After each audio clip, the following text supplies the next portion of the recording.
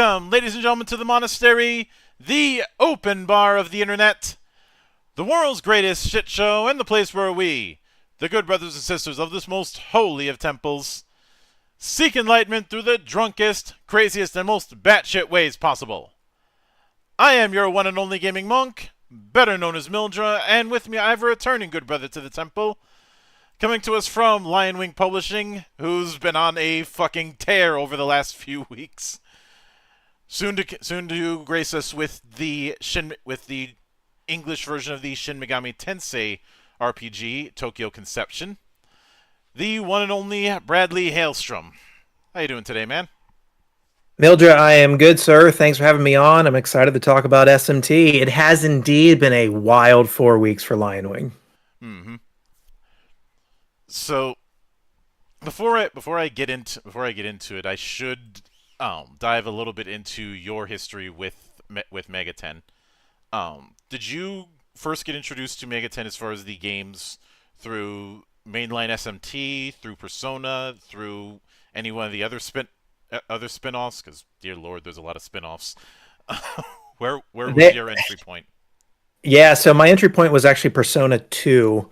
I actually shared that. It was the PS1 English, the English release. So I shared the story on stream. Yeah, Innocent Sin, and I shared the story on stream. But so this was back in the '90s, obviously, and I went to my local electronics boutique, and that was before it was EB Games, and then of course long before it became GameStop or merged with GameStop, and so I went in there, I traded in some game, and I was just looking for my next RPG fill. I saw Persona 2 sitting on the shelf, and I was like, what is this game? I hadn't seen it in any magazines, because of course that's how you got your gaming news in the 90s, was good old magazines. Hadn't seen it in a magazine, despite having various subscriptions to EGM Game Fan, and I think at that point I was subscribed to PSM. But regardless, I saw it, I was like, what is this? I need this. So I bought it. It was used. Oh, back in the day, it was used. It was like $39. Boy, if I could go back in time. And I took it home and fell in love pretty much immediately. Within the first 2 hours of that game, it's a slow burn, but very interesting things happen in the first couple hours of that game. And that was it for me. I was hooked. And so Persona 2 was my entry. I then went back and I played Revelations.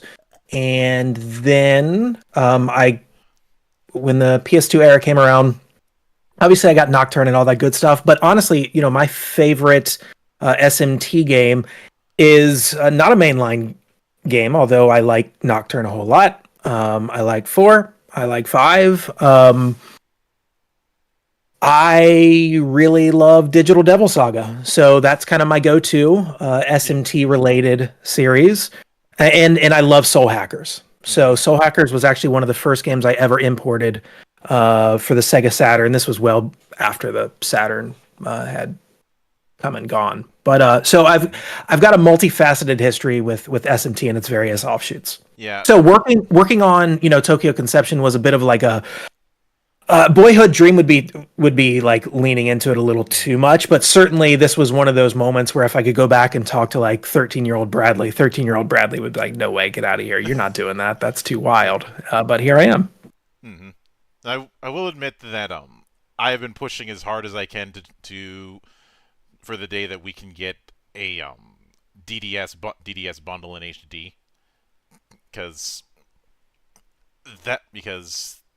Digital Devil Saga, both Part 1 and Part 2, are is one of my favorite stories that's been told within the Megaten universe.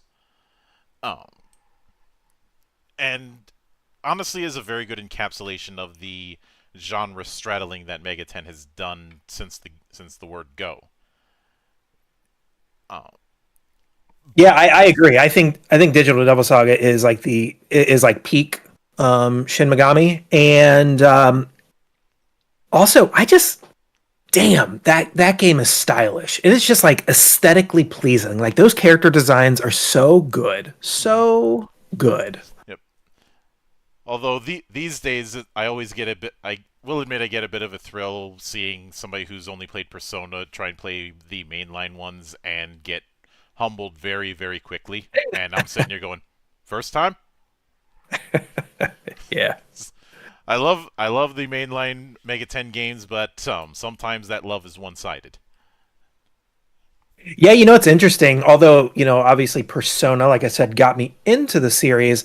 I actually don't I don't like I definitely like Persona. Do not get me wrong. Do not misunderstand. Persona 4 is fantastic. Um, but I'm not like really a Persona guy. I'm not. I really do like um, more traditional Shin Megami. Yeah, and the core stuff is very much a throwback to the crawler stuff like wizardry, and Hmm. you go back at some of the wizardry games over the years, and they are more than a little unforgiving. Um, Yeah, yeah. Wiz- That's putting it lightly. Wizardry 8 in particular is on a short list of games that are the reason I have a punching bag next to my desk. That and I installed the punching bag because I was doing a playthrough of Kaizo Mario around that time, which if you've ever played any Kaizo ROM hacks, you know why those why you need a punching bag for that kind of thing. Because it is where any idea that you're going to have a fun time with a platformer goes to die. Indeed.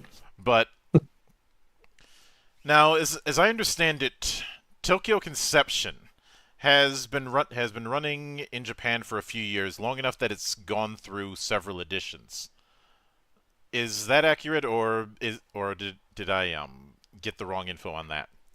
I mean, you're mostly right. So Tokyo Conception is it was the subtitle of the Shin Megami Tensei 3 Nocturne TRPG that was released in Japan in 2003. However, the SMT TRPG series dates back to 1993. There's about 20-ish books Mm-hmm. in the series, and Nocturne um, hit pretty much smack dab in the middle of that series because it ran through, gosh, I want to say 2008, thereabouts, 2008, 2009.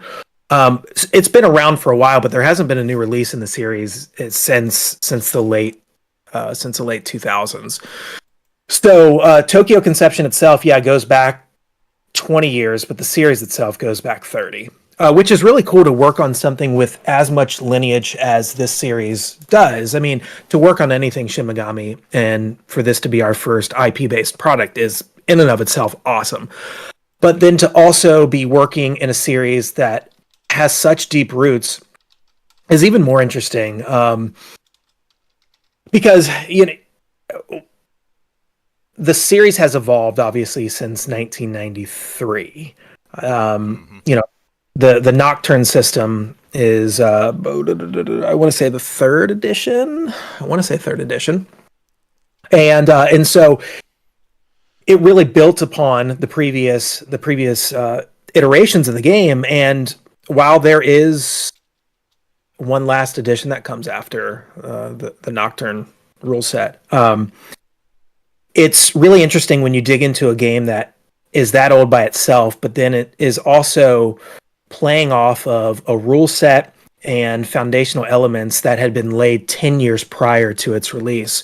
We've never worked on something with this much history before. Now we will be working on games that go back even further than even just like the original Shin Megami TRPG release in 1993. So this was just getting our feet wet into diving into sort of like retro, if you want to consider this retro. Certainly the series is. I'm not convinced Nocturne is totally retro yet.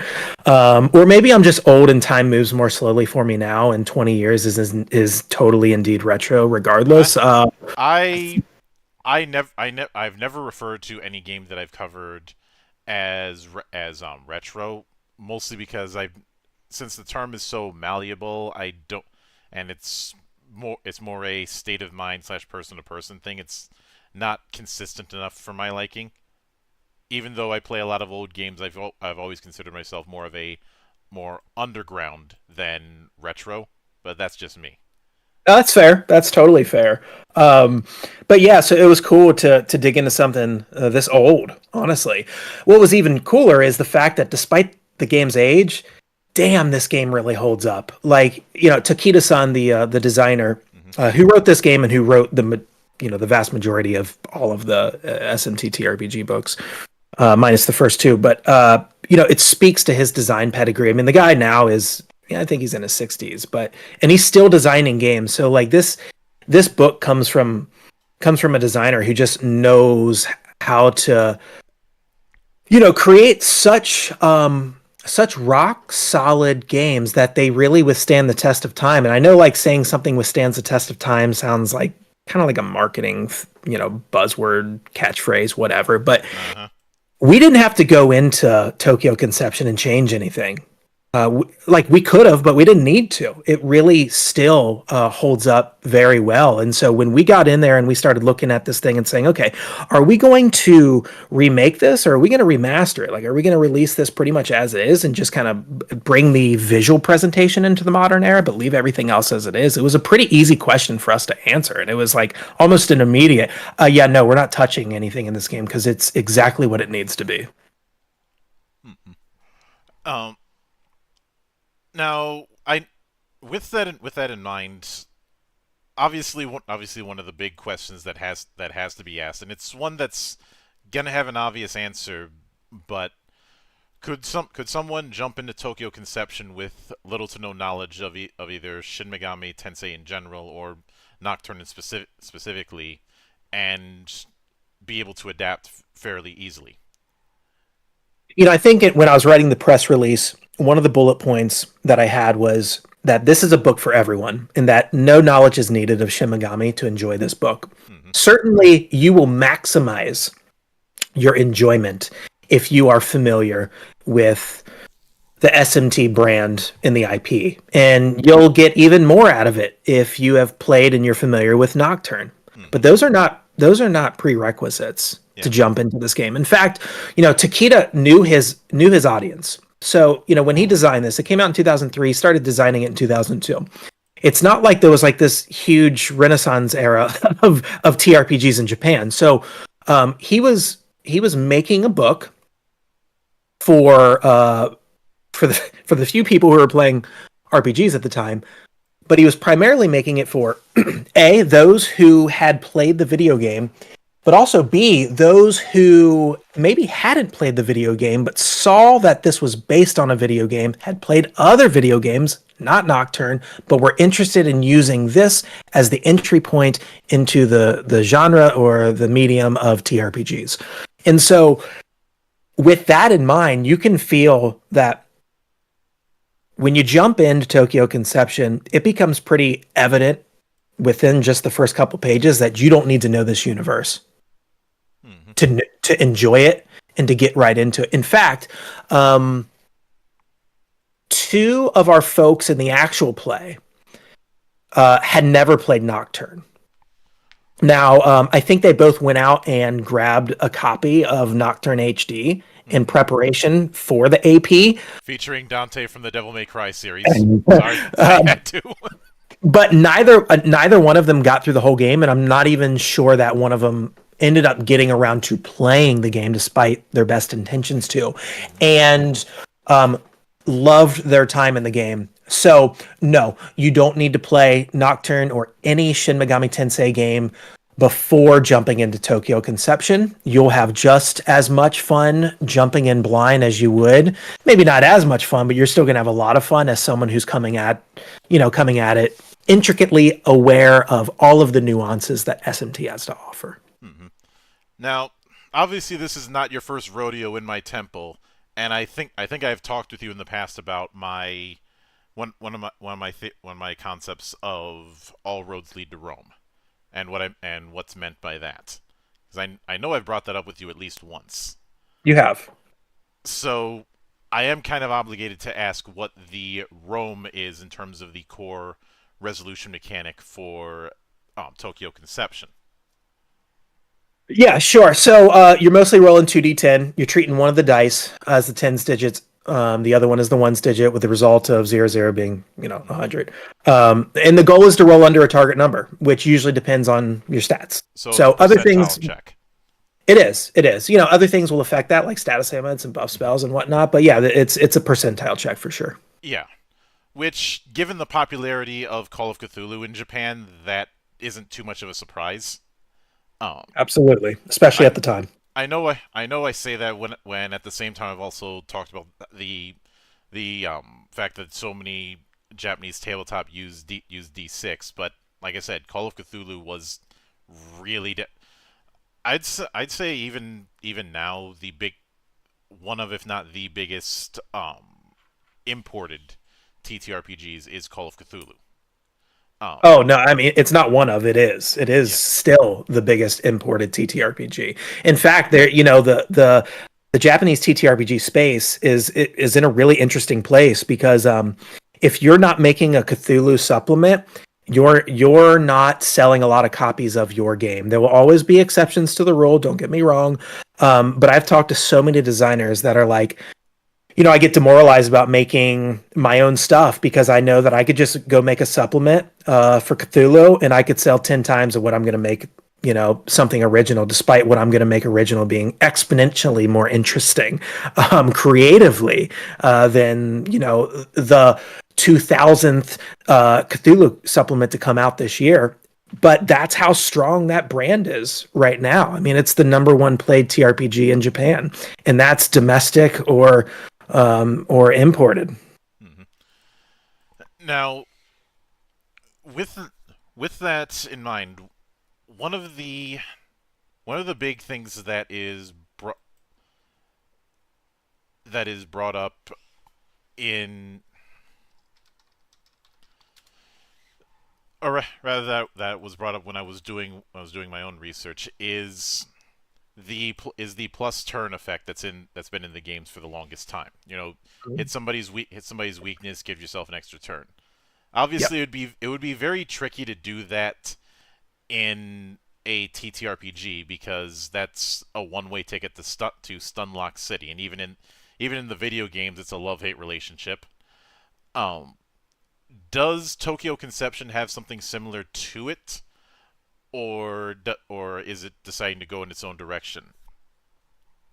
No. So the press turn system hasn't been lifted from the video game whole stock. However, there's been an attempt at kind of replicating the intention and the feeling of that press turn system that so many people know of, and we've gotten this question so many times in the Discord. In fact, people are very curious to know if it made the cut, if it made the adaptation over to the tabletop. But so I would say instead of the press turn system, what we've got is if your skill's at 100% or higher, you can opt to cut your skill in half to take the same action twice. So you kind of get something similar. Mm-hmm. Um. So yeah, I do think I remember hearing about that. That it was basically um cut the percentage to roll in half and try and do two actions, if I remember correctly. Mm-hmm. Um. Now, with the before I get into character creation, which is going to be its own whole beast. Um. The Shin Megami Tensei, the core games, like and to a certain extent some of the spin-offs, have a reputation for being very challenging, bordering on unforgiving. Um, would there be a way, or would there be guidance for attempts to bring that level of challenge to Tokyo Conception? Yeah, I mean that is very much so captured in this game. So Tokyo Conception is a very combat heavy game. Just I mean, if you think about what SMT is on the video game side of things, it's a dungeon crawler. That's what this thing is. And that very much so has been carried over to this adaptation. So difficulty is a key component of what makes SMT SMT. And that's present and accounted for in Tokyo Conception.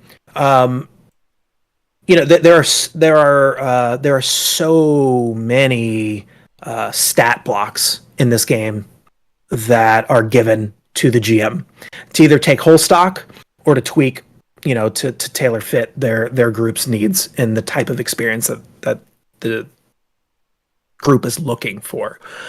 I would say out of the gate, this is a challenging game for sure. It's not going to be demoralizingly challenging because This I think isn't that Fantasy Vietnam or something like that. yeah, no, I think that actually kind of gets in the way of what TRPGs are supposed to be. And at the same time, it wants to be faithful to what makes this series. And you can really feel that level of challenge in the boss battles. I mean, boss encounters play such an integral role in all Shin Megami games, and they play just as of an integral role here in Tokyo Conception as they do in their digital counterparts. And so I would say that this is a challenging game. It is a combat centric game, and therefore, if you're spending so much time in combat, you've got to make sure that combat is interesting. Uh, but you've got to ride this line. Like, you can't push people away because that's not fun.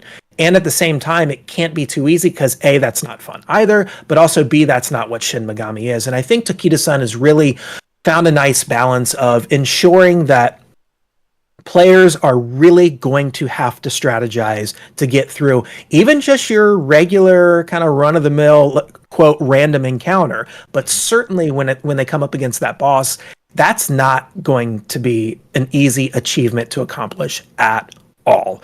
The best part about jumping into Tokyo Conception and us publishing Tokyo Conception first instead of one of the previous books is at this point, the system had 10 years to marinate, 10 years of an iterative process to become the best system that it could be. So by the time that Tokyo Conception came out, Takeda-san very much so knew what worked and what didn't, what encapsulated the SMT brand and all that it's known, and what didn't, and what was going to feel like SMT when folks sat down at the tabletop to play a tabletop version of SMT.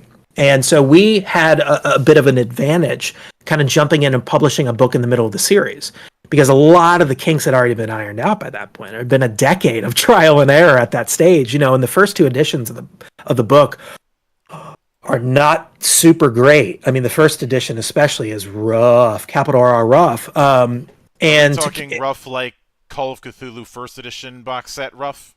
Well, I don't know if I'd go that far, but but also, Takeda wasn't the author of those early books, but still, there was a lot to learn from those previous releases, and I think a lot of that knowledge was put into how this game was designed and then how it's experienced from the player and the GM's perspective. And so you can expect a challenging game for sure. If you are looking for a game that is going to be a cakewalk and is going to really just focus on, the sort of the narrative side of RPGs, and you're not really into combat and really having to think hard about how you're going to get through each combat encounter, this probably isn't the game for you. I'm sure you could still find something in this one to like, but this is really meant for the folks who enjoy a challenge, but aren't going to be totally punished to where it's not fun. Yeah, if somebody really wanted that, I don't know. Fear and Hunger's over there. Like, yeah, sure. There are games that will scratch that itch, but this isn't that. Yeah, this is a game that's going to hurt you, but is going to hurt you respectfully. It's like an S&M club like that. The hurt's going to feel a little good in this game. Yeah, I love throwing people off with that one. Went to a weird place, Mildred. We go to weird places all the time in the temple. So I hear. Well, this isn't your first rodeo around here. You should know that. That's true. But so true. Now, as I'm getting into character creation, as I understand it, there are three primary archetypal pillars when it comes to the type of characters that a player could well play within Tokyo Conception. That being human, fiend, and demon. Now, given that, and given the fact that it appears to be using a level system based on the pre-gen images that were on the site, is this I can see this. I can see this kind of thing with human, with the fiend, which I'm assuming is meant to be the equivalent of the demi fiend in the game, and with demon. With demi fiend, there's a lot of variety because of the Magatamas, and with Yep. demon, there's a lot of variety because there's a lot of demons. So how do you make that work within a leveling setup where you're not just giving a whole class stat block to each possibility? Yeah, no. So I mean, character creation at large in Tokyo Conception is pretty streamlined, all things considered. Again, you got to think about who this book was really made for at the time of its original release. This was going toward the people who were playing video games, who were playing SMT video games, and so Takeda really made sure to not over encumber people with too many choices in the beginning. Certainly during character creation, there's plenty of character choice. Don't get me wrong. You're not just like picking a character out full stock and that's the extent of it. No, there's much more than that. But certainly it's put guardrails on how deep that well goes. There are example starter forms to get people kind of like right into things. Like for demons, there's pixies and kodamas. For humans, those example subclasses to kind of ease people into that. The character creation part of Tokyo Conception are things like soldier, brawler, reporter, and then of course on the fiend side, it's like you said, it's like the demi fiend from Nocturne. You know, so that there's choice for certain, and naturally, each of those classes kind of comes with their own strengths and weaknesses. Which it's really interesting being able to play human in this game at the time. So when this game first came, when Tokyo Conception first came out in 2003, this was really the only way to play a human in an SMT game. In fact, that was like one of the marketing points. I went back and I was provided some of the original marketing materials when we were first provided all the assets of the game. And it was very interesting how they really leaned into that idea. Like, this is the first time you get to play a human in an SMT game. And so how the classes are built out, although there are only three, those three are indeed those three wells are fairly deep, not too deep, like I said, but deep enough. Mm-hmm. So it so it is I'm guessing that it's a case where you mentioned subclasses earlier. Hmm? Based on what you said, would it be fair for me to assume that there would be an equivalent when it comes to paths that one can take for both fiend and demon? Just in the case of fiend, that's where the Magatama would be represented. Absolutely, yeah. So the Magatama are definitely represented here. Uh, but the Magatama here represent more like focuses, if you will. Mm-hmm. Um, so like Ankh is a healer. Uh, Mm-hmm. Shiranui is all about fire magic. Marogare is more a physical fighter, and so that's how that's handled there with Magatama. It's definitely in there, but obviously concessions have to be made when you're making that adaptation to the tabletop, and that's how Takeda-san decided was the best way to kind of convert that concept into character creation and the types of characters that players are going to be able to play. Mm-hmm. Now, now, given that, and I'm guessing that the big subclass when it comes to say demon is the different classifications of demon. Would that be accurate? Yes. Yeah, yeah. I mean that's fair. I mean, like I said, you've got some like pixies and Mm-hmm. kodamas, and And you of, know. of course, everybody's favorite Jack Frost. Oh well, naturally, yes. Mm-hmm. Yep. But now speaking of that, um, what is the since we're dealing with something that's level based, um, is it a case where your choice of class and subclass is going to determine what you're going to get each level, and what's the cap at? Yeah, so yes, that will determine what you have access to, and the level cap I want to say is 100. I don't have the book in front of me, but I think the level cap is 100.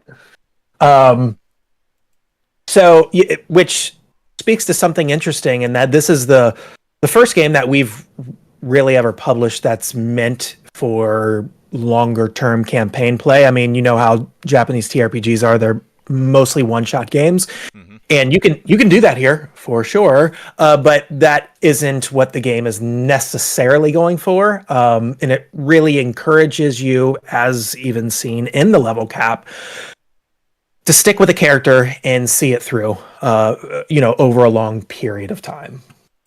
Mm-hmm. Yeah, I can certainly get that. Now, when it comes to I want to shift towards some of the stuff I saw in the pre-gens. One of the ones in particular is fate points, which I'm assuming fate points are going to be the extra effort mechanic that's within Tokyo Conception, much like say willpower is the extra effort mechanic for World of Darkness, or fate or fortune points, or sometimes fate points have been used in that form in the various Warhammer games. That's effectively accurate. Yeah. So, is it a case where spending a fate point can be used to give yourself a bonus to a roll? Is it a case where where a player is given limited narrative control over a situation, what I like to call the edit button, or is it something in between? I mean, I would actually say it's, instead of C being something in between, I would actually say it's like C both A and B. There's flexibility there, for sure. Yeah, and given that, I do want to shift into combat, because before we went live, we did have a bit of a conversation on combat in Japanese tabletop not really having that default of the grid combat that was birthed from the wargaming scene, because that particular line of evolution didn't happen in Japan in the same way. Mm-hmm. Um, with combat in this, is it working on a front row back row, where it's more about the number of targets that's the bigger concern, Yeah. as opposed to focusing on positioning? Yeah. No, this is not a positioning game at all. I mean, if you one of the things that has almost been directly lifted from the games itself is the combat structure. And so, SMT, specifically Nocturne, is a very classic console style, Japanese style role playing game, turn based role playing game, and that is, I mean, it's almost a one-to-one conversion here. So positioning isn't necessarily going to be what you're concerned about at all. You're going to be looking at, turn economy, damage economy, damage negation, and figuring out how to play off of one another. Each of your party members, to ensure that not only is your damage output high enough, but that you are figuring out a way to survive combat. And I would say survival is a big part of what makes the combat interesting here. Obviously, survival is built into basically any combat-oriented TRPG, but when you are a TRPG that has no movement, you're not moving anything around on a board, you really have to ensure that you are conceptualizing and executing on challenge in a way that does not rely on positioning, because you can't in this game. And so looking at survivability and having players constantly figuring out, how am I going to survive the next turn, while also trying to figure out how the hell are we going to kill this thing while we're also trying to stay alive from it, is really where the magic of this combat system is. Mm-hmm. Now, within the skills entry that was on those pre-gens, there's a few parts that I want to focus on. Obviously, the TN being listed as a percentage, that's fairly obvious. That's fairly straightforward.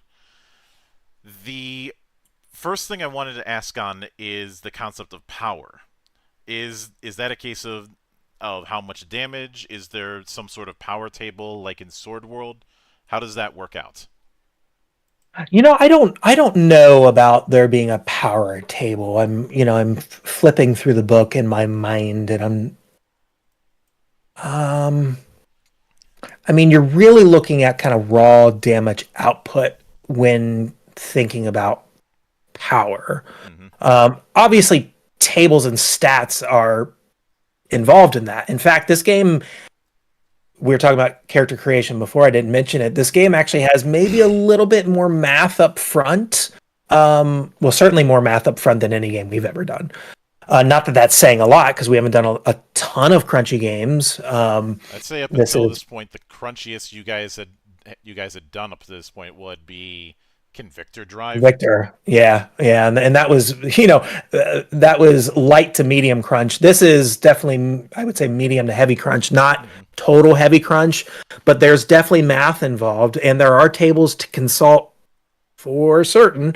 A lot of this book, uh, a lot of its 350-ish pages are stat blocks. It's stat blocks for monsters and bosses and characters and classes and sample characters. And so you are going to be consulting numbers quite a bit in this game. Again, since you don't have the crutch of like positioning to worry about. And since this is a combat oriented game, it's like, well, how else are you going to make the combat interesting if you take out that element? And there are a myriad of ways to make combat interesting that do not have anything to do with grid based combat. Plenty of games make combat interesting that do not have you moving around anything on a board. But this is one of those games that had to figure out how are we going to make it interesting without moving things around on a board. And one of the ways that it's decided to do that is to be a little mathy at times, and that includes trying to determine power. Mm-hmm. So with given that, I'd like to walk through. I'd like you to have me walk through the process, as it were. And for the purposes of this, there's I'm using the pregens that are on the store page Mhm. just for reference's sake. Um, so actually, before I even get into that, I should ask on the action economy. Is it just one action period, or are there major and minor actions that characters will have access to? Yeah, I mean, people will have access to multiple action types, and that is part of the puzzle of each combat encounter. I would say is figuring out how you're going to maximize and diversify those actions across the party. Yeah. So let's let's walk through. I'm going to use Marogare as my example for this. I probably mispronounced it, but I'm playing this by ear. And let's say that I'm using strike. So the TN for strike is listed there as 85, so I'd have to roll 85 or less in order to hit. Would my target in that situation, would the target who's getting hit with strike have to respond with rolling dodge, or does it just hit and then damage is dealt? You would probably have to consult the design team when you get into the actual nuances of, example turns, because I was not involved in the minutia of this game like I have been with like Eldritch and Fledge Witch, where Mm-hmm. it's much easier for me to know all the ins and outs. And instead of possibly providing inaccurate information, I would say that that kind of question is probably going to be best answered by someone other than me, unfortunately. All right. So I'll move a little bit further away from that then. So the next thing I'd ask is in regard to context and backgrounds. How Mhm. is that going to work? Excuse me. Yeah, so these are either picked or randomly rolled from, here we go, a table Mm-hmm. at character creation. And they serve as narrative tags, which can help ground the player, obviously, in the story of the game. So, example contacts are people like Hikawa, Takao Yuko, or stranger ones like the boss of Shibuya, Dekarabia, et cetera, et cetera. So, backgrounds are split between things like, how did you become a fiend? If you're a human, how did you survive the conception? So, these can be ignored, and you can supply your own reasons if you want. But certainly, the training wheels are in are in the book in case players want them. Yeah, I can get that. Now, one of the one of the big things that was a major theme with Nocturne is reason, Kotowari. How is that integrated into Tokyo Conception?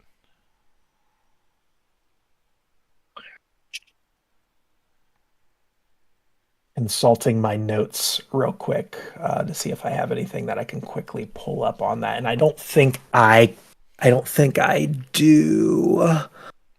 So this would probably not be the question for me to answer. Oh, all right. I figured that there were going to be some that were in that vein.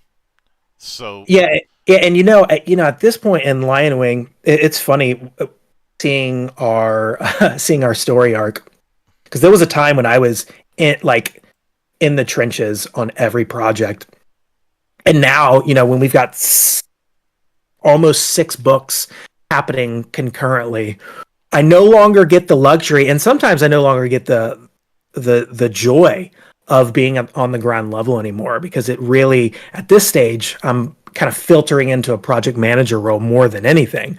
I finished up my last editing assignment with Eldritch Escape. That was the last book where I was like in it doing the editing myself, and very much so involved with how that game came to be.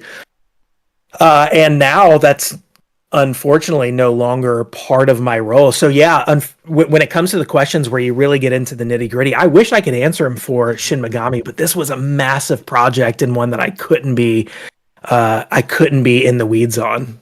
yeah, I feel bad that I can't that you've asked some questions that I simply can't answer this time because I don't think I've ever not answered one of your questions, but it is sort of indicative of how the company is changing and growing and how my role is definitely changing and growing. yeah. So one of the bigger parts of um, the Mega 10 series has always been demon negotiation. Mm-hmm. Will that have a approximation within the system, or is that another one of those kind of questions? No, no, no. So I would be remiss if I didn't know the larger the large mechanics at play in the game. So demon negotiation is actually one of those things that works surprisingly similar to the video game.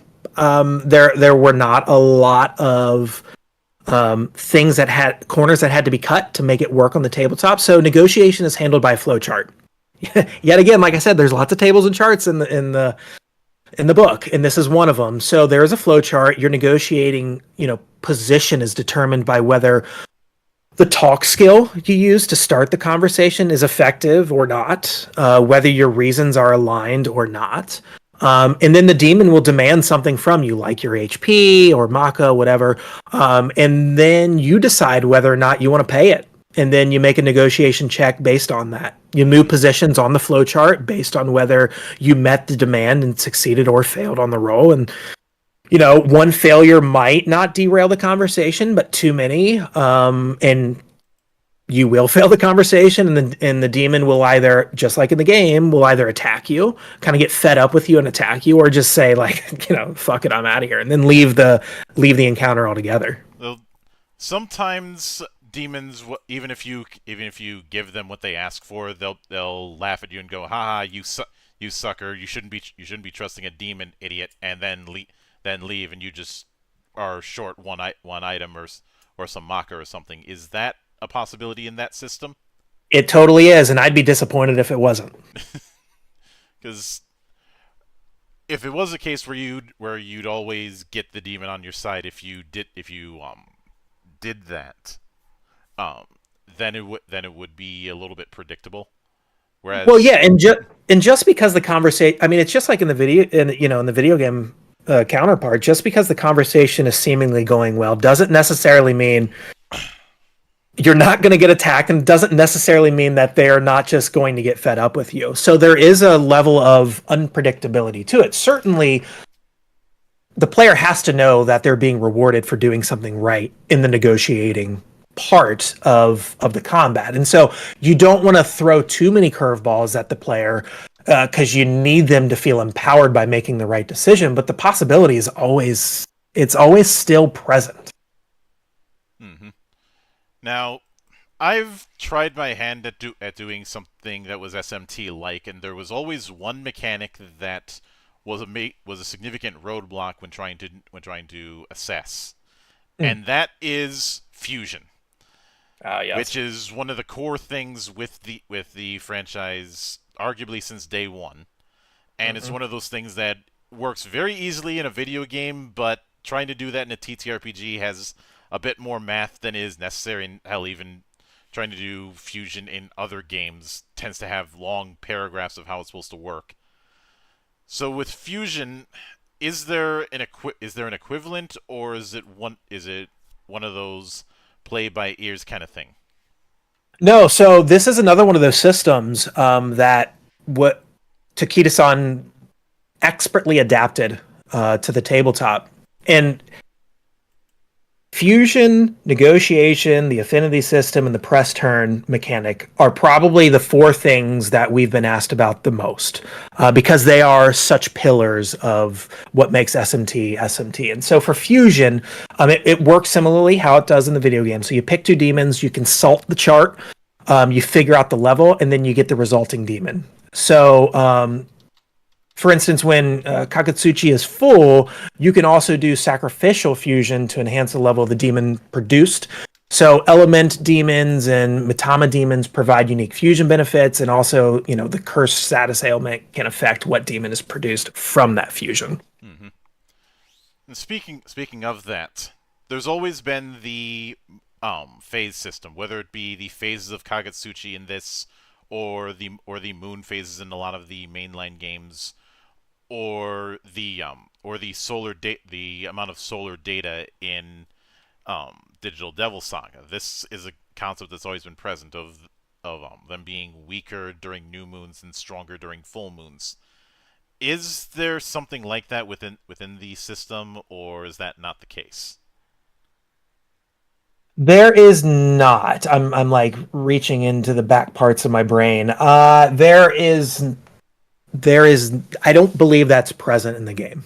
hmm Which would make sense, since honestly that phase system would require more of a passage of time. And truth be told, if I were to use it, I'd have to use it in like a West Marches style hex crawl, and I have a feeling Tokyo Conception, in theory, could do it, but in practice, I'd have to do a lot of extra work. Yeah, and it's one of those mechanics where it's like, okay, can we adapt it? Sure. Just because we can, should we?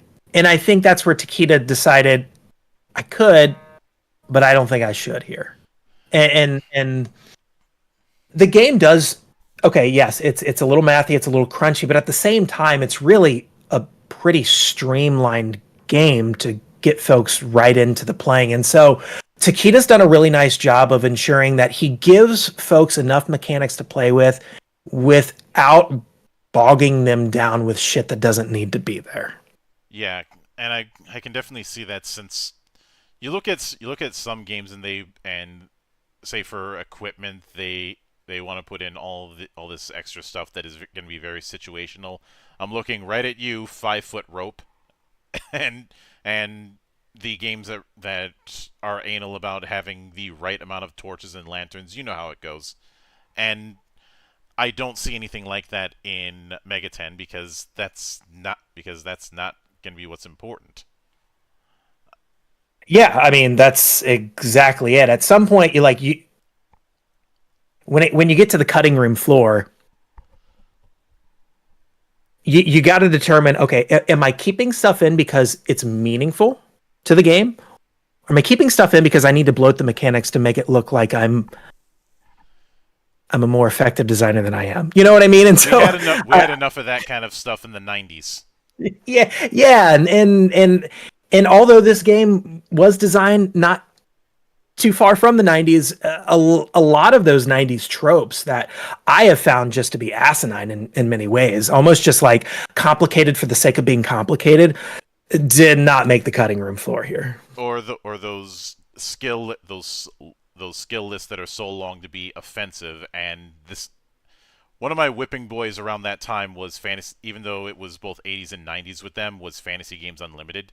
Just all of the stuff was just everything bad around that time, as well as the first Alien TTRPG, not the one by Free League. I don't have anything bad to say about that one, but the one that came out in '94, I want to say, the Aliens Adventure game, and that one was using Phoenix Command setup and had that same level of crunch for its own sake of boasting about detail. And I've specifically stated I will not run that again unless I'm paid. Yeah, like whatever people like is cool with me. Like I very much so believe that when it comes to games and tabletop games. Sometimes though, especially TRPGs, I said this on our stream right after our showcase um, last month, and that is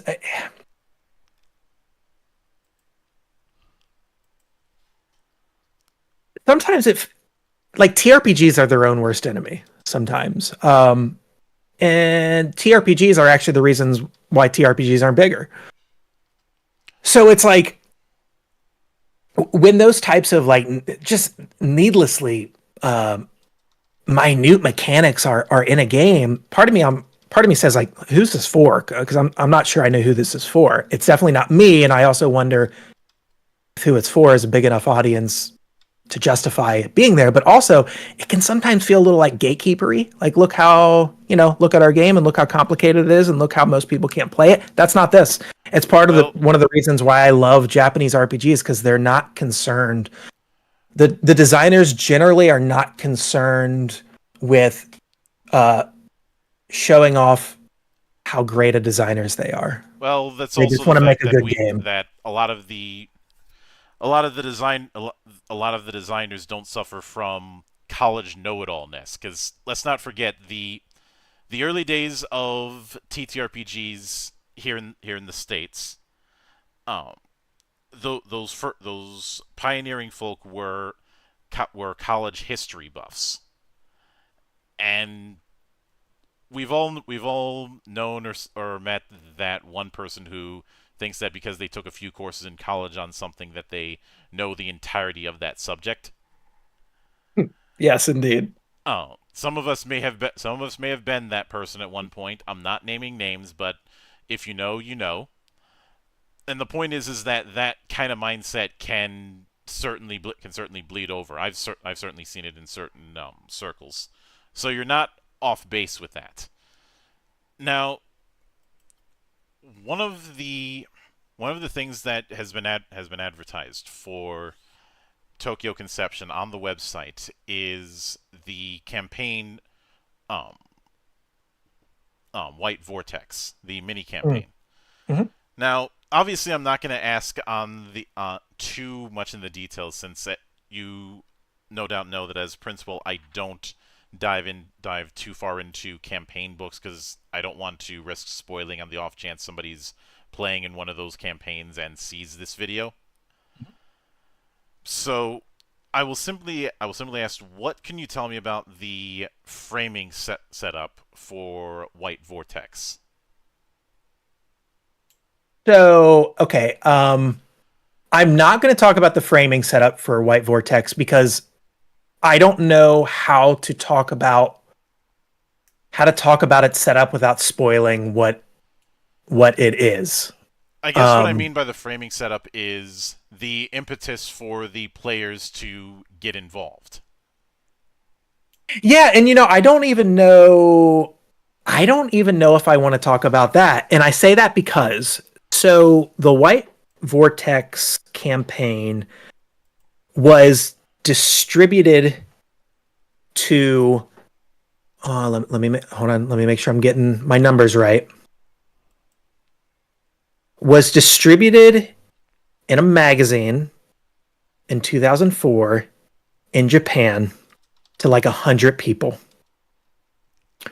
That campaign is nowhere to be found online. No one the 100 people who had access to it either don't have it anymore, or have chosen for whatever reasons to never upload anything about it online. So it is a complete question mark for pretty much everyone, as to what that campaign is, what it does, what it's about. And even Atlas, and by proxy Sega, put parameters on what we were allowed to even say about the campaign when we put it up as a pre-order bonus. In fact, if you go to the Tokyo Conception product page, we never say what that campaign is at all. It's like one italicized line saying you get access to this exclusively if you order the game from the Lion Wing shop, and that's all that we're saying about it. Because we do have a rollout plan for that campaign that's been approved and authorized and all that good stuff. So I actually don't want to talk about the campaign just because I know what we have coming. Okay, that is fair. So with that in mind, what would you presume the total page count to be for Tokyo Conception? It is I want to say it's right around 350, but hold on, I can just pull it up real quick. Around 3, Freddy. Sorry, I couldn't resist. 320. 320. There we go. I knew I was consulting that number for a reason. 350 felt right and also didn't feel right. So yeah, 320, give or take. Mm-hmm. All right. I can get that, and I know that the pre-orders are open, but do you have a release window in mind? Oh. Yes. So we are looking at the very end of quarter three for the physical books. So the PDFs will go out a month before the physical books start shipping. So right now we got a soft date of the end of September, which means the PDFs will go out naturally the end of August. Mm-hmm. I can certainly get behind that. And I will definitely be looking forward to seeing how things go on that front. As it leans further into release, do you plan on doing another actual play on the Line Wing YouTube channel, or was that just a one-off? No, it was not a one-off. In fact, the next episode of the actual play comes out tomorrow. So episode 1 has been out for a month. Episode 2 drops tomorrow, and then episode 3 will drop in the second week of May. All right. I can certainly dig that. We also have some supplementary blog posts coming with information that we have not talked about thus far, where we kind of pull the curtain back a little bit on the game, reveal more of its mechanics, and we'll be posting those blog posts periodically all the way up until the game is released. So it'll be a steady drip of content until September, which we've never done for a game before. But this is the biggest project that we've ever had for many reasons. And so we really wanted to make this one feel special, which is why we've we're doing things differently in the lead up to this release than we have before. Obviously, this is also different from all of our previous projects because this did not go to Kickstarter. This is the first project that we've ever just put up for pre-order and not utilize crowdfunding to get it across the finish line, which is awesome. For this to be the first one, it's awesome because it also speaks to our ability to do that. We've never had the resources to be able to not go to Kickstarter. And now we do. And so not only do we have this book kicking off that initiative of the first book to just go right into a pre-order phase, but then we've got, our Steam Build Writers book coming out this summer. That's also just a pre-order game. We've got our Q4 Lion Wing Quick Play Series game coming that is in the same vein as Steam Build Writers that will just go right into pre-order. So this starts kind of like the next chapter. Honestly, with Tokyo Conception, I'm really seeing this as chapter 2 in the Lion Wing story. The past 5 to 6 years have been chapter 1, which is a long time to be in chapter 1. But when you're doing this as a very, very, very part-time thing on the side, and you've got a full-time job, sometimes this was a third job for me. 6 years actually doesn't seem that long at all when you look at it in that way. So chapter 2 starting with Shin Megami Tensei is opening a lot of doors to more projects. This won't be the last IP-based game that we will be working with. We'll be revealing our next IP project later this summer, in fact. But certainly Shin Megami has been such an important part of Lion Wing's story, not just because it's our opportunity to work in this amazing, amazing universe that no one else ever has in this way, but it's also opened the doors to a lot more opportunities. Because the minute that someone who may not have worked with us in the past sees that, oh, these guys worked with Sega, that's good enough for me, let's talk with them now. That opens up possibilities that feel limitless. And so I will also say that with the start of chapter 2, it could not have opened stronger for Lion Wing. So Shin Megami Tensei has and did outsell all of our previous products within a week. I had expected a pretty decent turnout for the pre-orders. I had my numbers in mind, and I had talked with my distributor, and we had all the math worked out, and then pre-orders just really exceeded expectations. I knew that the Shin Megami Tensei fan base, they're cut from a different cloth, and I consider myself to be part of that cloth. I don't think I had appreciated just how dedicated a fan base that really is. Because from the folks that we've talked to who are buying the book, certainly we've got a ton of people who are into TRPGs who are buying this book, but we got a lot of people who have never played a TRPG in their life, and they're making this their first one. So it's been really great to kick off chapter 2 in such a big way, with such a big brand, and with such big pre-order sales. So, to everyone out there who has checked out this book, whether you bought it or not, you've just checked it out, or you've shown an interest in it, thank you so much. And certainly if you pre-ordered it, huge thank you, because you were a part of making this our, by far, by a country mile, the most successful project that we've ever had in our catalog. And we still have many months to go of pre-orders.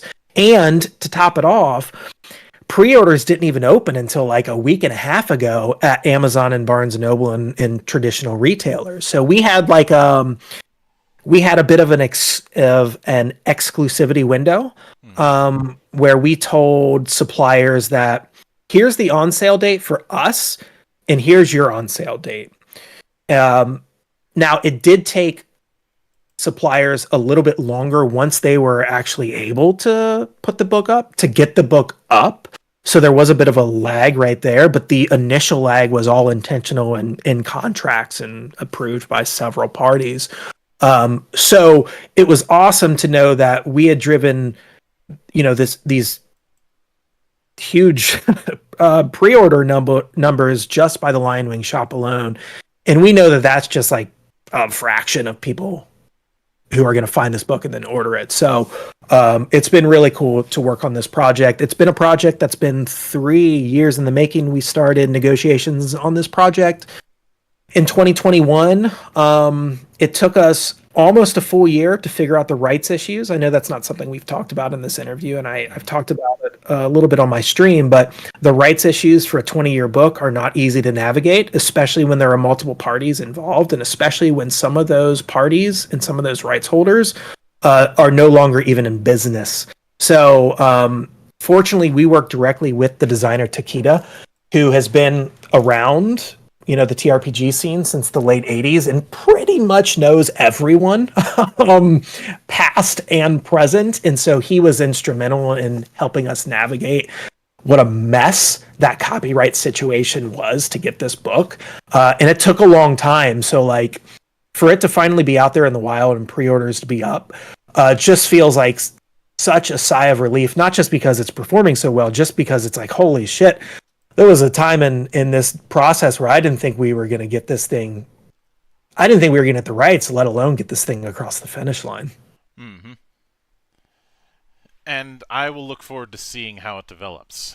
But with that said, I do want to sincerely thank you for taking the time out of your schedule to come all the way to my temple and enjoy the madness that happens here.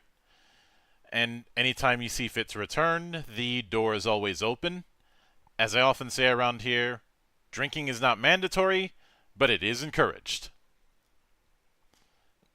Mildred, thanks so much for having me on yet again.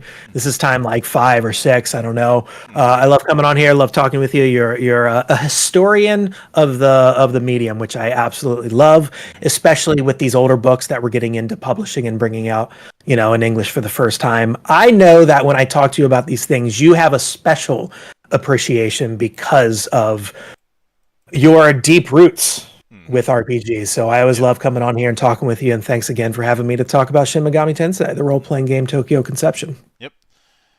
And of course, a sincere thanks goes out to everyone who took the time out of their schedule to come onto the show and enjoy the madness. And there will be plenty more where that came from, as there always is here on the open bar of the internet. But until then, on behalf of the good brothers present and not present, my name is Mildra. I am your gaming monk. Stay fucking frosty, everybody.